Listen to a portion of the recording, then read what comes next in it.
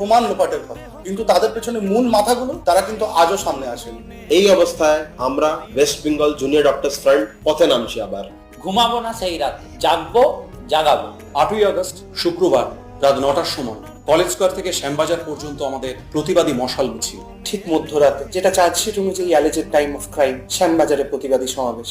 এই রাতটা আমাদের ঘুমের প্রতিজ্ঞা। অভিশপ্ত অন্ধকার রাতের বুক চিরে জ্বলে উঠুক প্রতিবাদের আলো। প্রশাসনের হাতে মুছে দেওয়া দেওয়াল লিখন স্ট্রিট পেন্টিং গুলো আবার আঁকা হবে। প্রতিটি স্লোগান ফিরবে শহর থেকে গঞ্জ থেকে গ্রামে, অলিতে গলিতে। প্রতিরোধের বার্তা ছড়িয়ে দিন গ্রামে গঞ্জে, শহরের অলিতে গলিতে।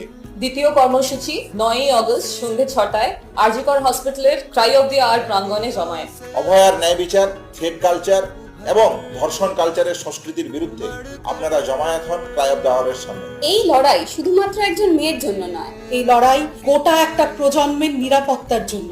এই লড়াই ভুলিয়ে